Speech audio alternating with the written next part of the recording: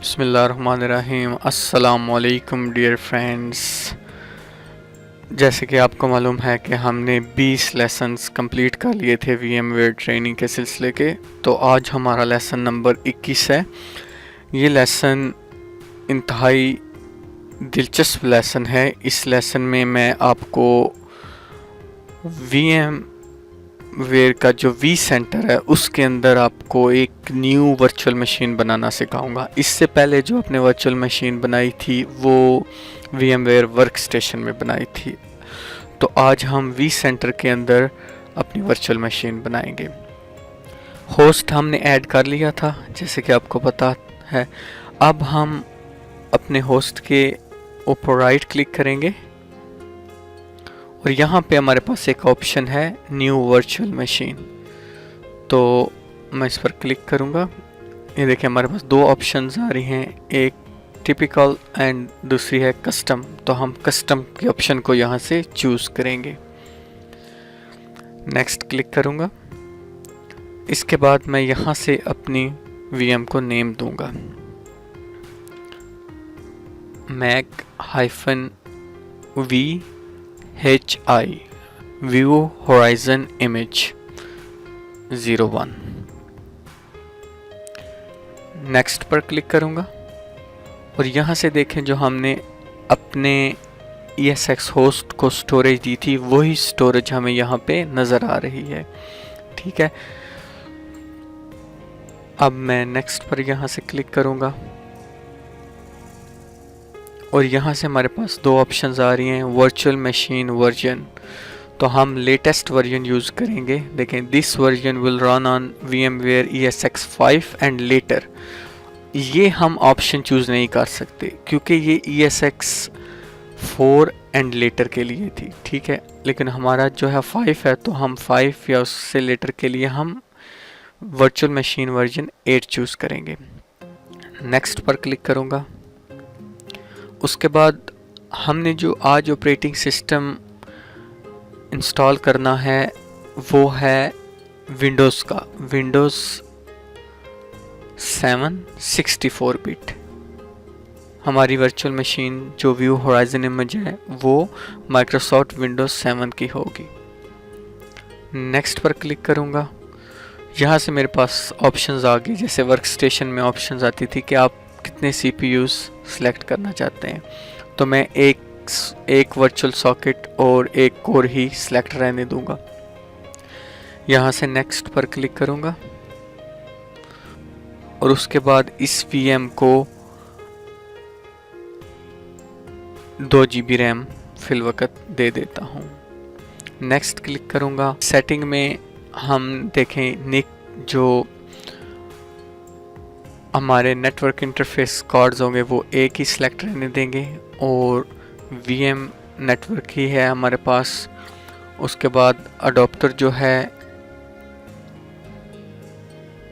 ये हम चूज़ कर लेंगे VMX Net 3 और यहाँ से कनेक्ट एट पावर ऑन। उसके बाद मैं नेक्स्ट पर क्लिक करूँगा।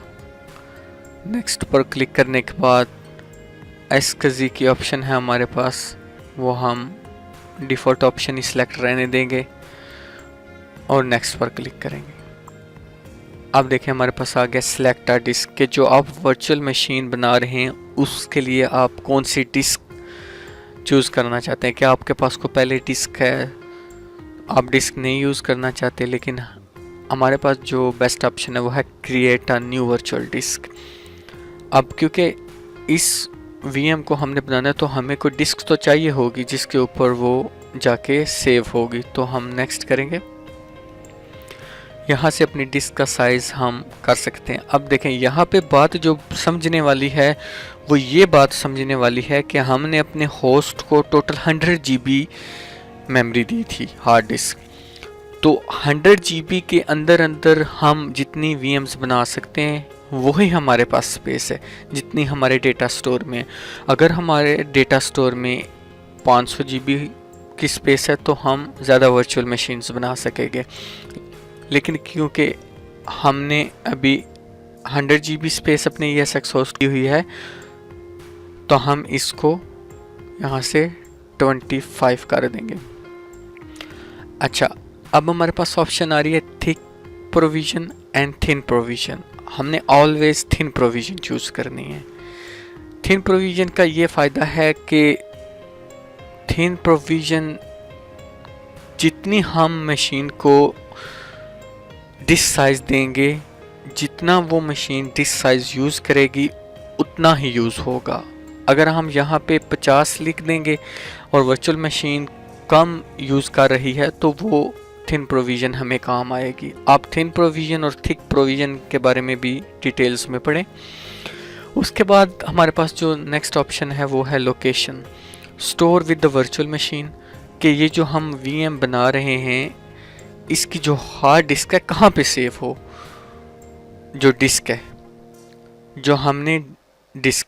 अब देखें हमारे पास यहाँ पे एक ऑप्शन आ रही है लोकेशन, कि हम जो हमारे पास वर्चुअल डिस्क है वो कहाँ पे जाके सेव हो, वो उसी मशीन के साथ सेव हो या आप उसके लिए कोई data store, specific data store उसके लिए सेलेक्ट करना चाहते हैं। लेकिन हम इस वक्त यही चाहेंगे कि वो हमारे वर्चुअल मशीन के साथ सेव हो जाए। हम यहाँ से नेक्स्ट पर क्लिक करेंगे। नेक्स्ट पर क्लिक करने के बाद डिफ़ॉल्ट ऑप्शन के साथ हम नेक्स्ट पर क्लिक कर देंगे। अब देखें रेडी टू कंप्लीट, हमारे पास ये सारी सेटिंग्स आ गई हैं। इस वर्चुअल मशीन का नेम ये हमने दिया Mac-VHI-01 folder Mac data centre, जो कि हमने सबसे पहला डेटा सेंटर बनाया था। उसके बाद होस्ट क्लस्टर, होस्ट है हमारा Mac-ESX-01.Macansia.com। डेटा स्टोर हमारे पास एक ही है, हम इसको डेटा स्टोर ज़्यादा भी दे सकते हैं लेकिन इस वक्त हमारे पास एक ही डेटा स्टोर है। गेस्ट OS में माइक्रोसॉफ्ट विंडोज़ 7 64 बिट हमने चूज़ किया है, क्योंकि अब यहाँ पे बहुत इम्पोर्टेंट चीज़ समझने वाली है कि ये जो हमने माइक्रोसॉफ्ट विंडोज़ 7 सेलेक्ट की है ये आगे जाके हमारे पास काम आएगी जब हम connection server, composer server, view horizon का इंफ्रास्ट्रक्चर बनाएंगे। ठीक है, वो आगे बहुत इंटरेस्टिंग एक इंफ्रास्ट्रक्चर बनेगा। उससे पहले हमें ये माइक्रोसॉफ्ट विंडोज़ 7 की एक VM चाहिए होगी। CPU हमने एक सेलेक्ट कर लिया है, मेमोरी हमने 2 GB दे दी है, NICs एक ही है, NIC 1 नेटवर्क VM नेटवर्क है, NIC 1 type VMX Net 3 choose कर लिया हमने। उसके बाद SCSI कंट्रोलर हमने LSI लॉजिक SAS को चूज़ कर लिया। Create a disk, new virtual disk बनाई है हमने, 25 GB उसको स्पेस दी है। और हमने थिन प्रोविज़न चूज़ किया। थिन प्रोविज़न के बारे में आपने लाजमी स्टडी करना है। डेटा स्टोर हमने एक ही डेटा स्टोर है तो वो चूज़ कर लिया। अच्छा, अब हम एडिट भी कर सकते हैं। अगर हम यहाँ से एडिट करेंगे तो हम मशीन्स की सेटिंग स्ट्रेट अवे फिनिश करने से पहले सेटिंग्स को देख सकते हैं। देखिए मैं एडिट पे चेक कर दूंगा और कंटिन्यू करूंगा। कंटिन्यू करने के बाद देखें हमारे पास ये वर्चुअल मशीन्स की सेटिंग आ गई हैं कि अगर आप कोई और सेटिंग्स यहाँ से देना चाहते हैं, कुछ ऐड करना चाहते हैं तो भी आप यहाँ से ऐड कर सकते हैं। अभी देखें मैंने वर्चुअल जो डिस्क थी वो एक ही ऐड की है। ठीक है, हमारे पास ये डिफ़ॉल्ट ऑप्शंस आ रही है, रैम आ रही है, CPU, video card, VMCI device, new CD DVD, new floppy. इसमें से आप जो चीज़ अगर रिमूव करना चाहते हैं, जैसे आप सबको पता है कि फ्लॉपी आजकल यूज़ नहीं होती, तो फ्लॉपी की ऑप्शन पे क्लिक करके यहाँ से हम इसको रिमूव भी कर सकते हैं। ठीक है, इसी तरह अगर मैं चाहता हूँ कि मैं मेमोरी ऐड करूं या मैं CPU या कोई ऑप्शन हमारे पास नहीं है तो हम उसको ऐड करना चाहते हैं तो हम यहाँ से जाके ऐड कर सकते हैं। मैं यहाँ पे अगर जाके हार्ड डिस्क ऐड करना चाहूँ, नेक्स्ट करूँगा, create a new virtual disc. वही प्रोसेस जो हमने अभी थोड़ी देर पहले की है, वही प्रोसेस में हम जाके एक और डिस्क ऐड कर सकते हैं। ठीक है, उसके बाद हमारे पास ये ऑप्शंस मौजूद हैं जहाँ पे ये सारी सेटिंग्स आ रही हैं, नेम आ रहा है। उसके बाद जो ऑप्शंस हमारे पास एनेबल और डिसेबल्स हैं वो सारी हमारे पास ऑप्शंस यहाँ पे डिस्प्ले हो रही हैं। रिसोर्सेज हमारे पास आ रहे हैं, सीपीयू की समरी आ रही है कि कितनी यूज़ हो रही है, ये सारी ऑप्शंस आप देख सकते हैं। अब मैं फिनिश पर क्लिक करूँगा। फिनिश पर जैसे ही मैंने क्लिक किया तो आप देखें एक प्रोसेस शुरू हो गया है, क्रिएट वर्चुअल मशीन कंप्लीटेड। अब ये हमारे पास वर्चुअल मशीन क्रिएट हो गई है। लेकिन वर्चुअल मशीन क्रिएट तो हो गई है, लेकिन इसके अंदर इस वक्त कोई ऑपरेटिंग सिस्टम नहीं है। इसको टर्न ऑन करने के कुछ तरीके हैं, मैं आपको बता देता हूँ। इसको टर्न ऑन करने का सबसे पहला तरीका तो यह है कि हमारे पास ये ऑप्शन मिडल वाली विंडो में आ रही है, power on the virtual machine. उसके अलावा यहाँ भी हमारे पास ऑप्शन एक है पावर ऑन। अगर मैं इस वीएम पे राइट क्लिक करता हूँ तो पावर के ऑप्शन में जाके मैं इसको पावर ऑन कर सकता हूँ। नीचे गेस्ट की ऑप्शन है, इसमें जिस तरह वर्क स्टेशन में हमारे पास था वो यहाँ पे ऑप्शन मौजूद नहीं है स्टार्टअप गेस्ट की, लेकिन पावर ऑन करना पड़ेगा इसको। तो हम इसको पावर ऑन कर लेते हैं। ये देखें फिर एक प्रोसेस चला है, initialize powering on completed power on virtual machine. हमारी वर्चुअल मशीन पावर ऑन हो चुकी है। अगर हमने इसका कंसोल देखना है, हमें इसकी स्क्रीन देखनी है, तो उसके लिए हम राइट क्लिक करके ओपन कंसोल कर सकते हैं, ठीक है। या फिर हमारे पास ये एक मॉनिटर की ऑप्शन है, लॉन्च वर्चुअल मशीन कंसोल, यहाँ से भी हम इसको ओपन कर सकते हैं। तो मैं इसके कंसोल को ओपन कर लेता हूँ यहाँ से। अब देखें इसका ये कंसोल ओपन हो गया है। अब देखें जैसे आपका लोकल कंप्यूटर होता है उसके अंदर कोई ऑपरेटिंग सिस्टम नहीं होता, तो इधर भी आप देख सकते हैं कि कोई ऑपरेटिंग सिस्टम मौजूद नहीं है। तो हमें ऑपरेटिंग सिस्टम इसका इंस्टॉल करना पड़ेगा, और जो हमने ऑपरेटिंग सिस्टम इंस्टॉल करना है उसके लिए हमें, आपको पता है कि एक इमेज चाहिए होगा, और वो ISO इमेज हो तो और ज़्यादा अच्छा है। अच्छा, इसके बाद आपने ये करना है कि आपको एक ISO इमेज चाहिए होगा, लेकिन वो आपको लोकल मशीन में चाहिए होगा, जो कि है Mac-VCS-01। मैं ये करता हूँ कि सबसे पहले तो मैं अपनी लोकल जो मशीन है VCS की, उसके अंदर मैं माइक्रोसॉफ्ट विंडोज़ 7 64 बिट का सेटअप रख लेता हूँ। फ्रेंड्स, आप देख सकते हैं कि मैं एक सेटअप कॉपी कर रहा हूँ अपनी जो VM है Mac-VCS-01 के अंदर, ताकि हम vCenter के अंदर जाके इस मशीन के डेस्कटॉप से, जहाँ पे मैं ये इमेज पेस्ट कर रहा हूँ, उसको कनेक्ट कर सकूँ।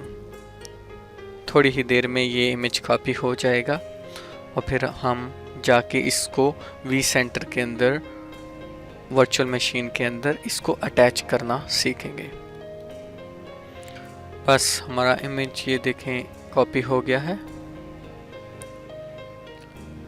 बस ये एक और प्रोसेस चलेगा जिसमें ये इमेज कॉपी होगा, इसकी कंप्लीशन होगी, तो थोड़ी देर में ये कॉपी हो जाएगा।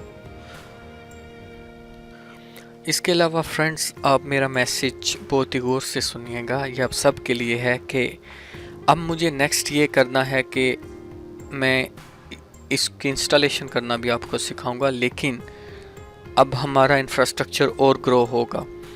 अब vCenter के बाद हमारे पास यहाँ पे है, देखें ESX-01। अब मैं क्या करूँगा कि मुझे 2 VMs डिप्लॉय करनी है। एक VM होगी Mac-Connection-01, दूसरी होगी Mac-COM से कंपोज़र बनेगा -01।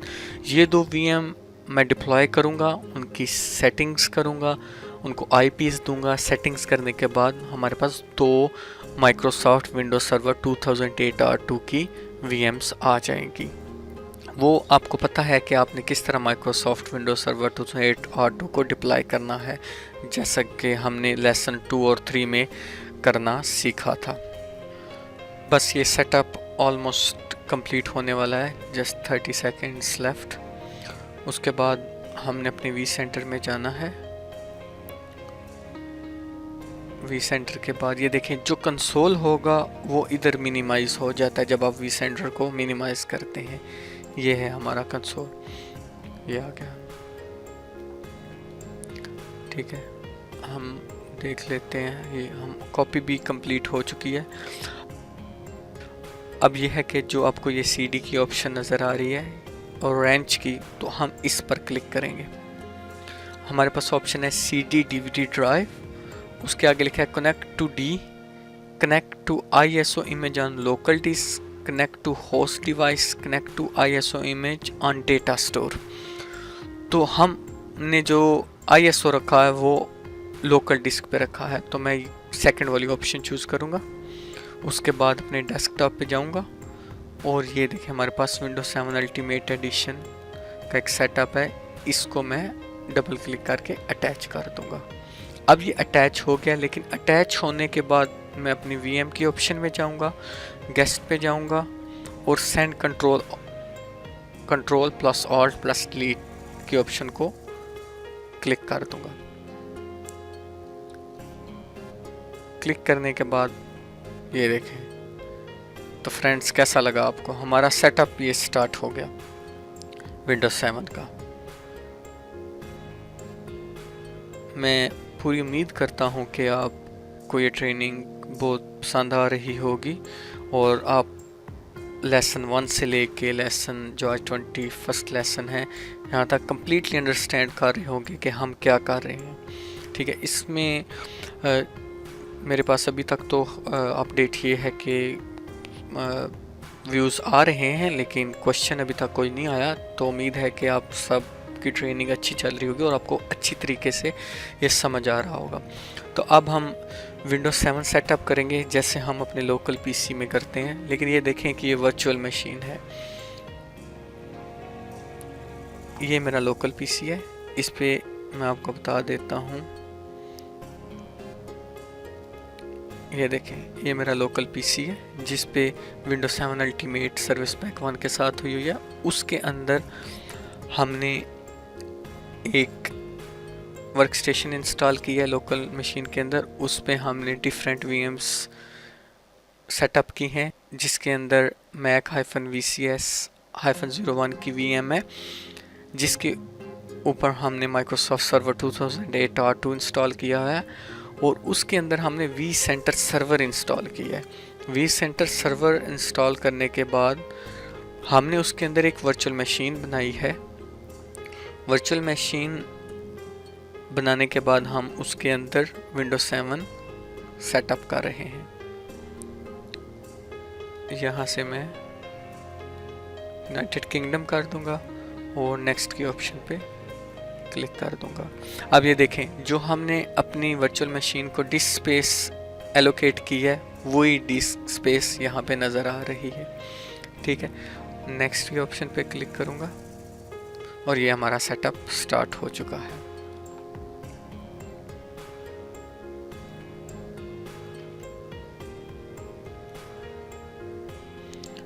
कुछ टाइम लगेगा, ये सेटअप जैसे ही कंप्लीट होता है तो हम ट्रेनिंग को कंटिन्यू करते हैं। फ्रेंड्स, जैसे कि हमने अपनी VM को 2 GB रैम दी है, तो इस सेटअप में थोड़ा सा टाइम लगेगा। मैं साथ ही ये करता हूँ कि मैं आज 2 मज़ीद VMs बना लेता हूँ और उन VMs को, जैसे मैंने आपको बताया कि कनेक्शन और कंपोज़र का नेम देना है, तो वो VM साथ सेटअप कर लेता हूँ। ये सेटअप होने में टाइम लगेगा। उसके बाद हमें एक विंडोज़ 7 की मशीन सेटअप होके मिल जाएगी। तो ये इंस्टॉलेशन आप लोगों में से अक्सर ने देखी होगी, तो इसमें टाइम लगेगा। और आज का लेसन भी पिछले सब लेसन से बड़ा लेसन हो चुका है। तो जैसे मैंने आपको बताया था कि लेसन जितना बड़ा होगा तो मुझे अपलोड करने में टाइम लगेगा। तो उम्मीद है कि ये लेसन आपको पसंद आया होगा। ये इंस्टॉलेशन कंप्लीट हो जाती तो हमारा लेसन एंड हो जाना था, क्योंकि काफ़ी टाइम हो जाता। लेकिन आपको पता है कि आगे क्या क्या सेटअप होना है, इंस्टॉलिंग फीचर्स होंगे, इंस्टॉलिंग अपडेट्स होगी, कंप्लीटिंग इंस्टॉलेशन होगी। इस वीएम को सेटअप करना मैं इंशाल्लाह ताला नेक्स्ट लेसन में आपको सिखाऊंगा। तब तक मैं ये करता हूँ कि मैं अपनी 2 विंडो सर्वर 2008 R2 की वीएम्स को डिप्लॉय कर लेता हूँ। तो अपना बहुत ख्याल रखिएगा, मिलते हैं नेक्स्ट लेसन में। टेक केयर, अल्लाह हाफिज़।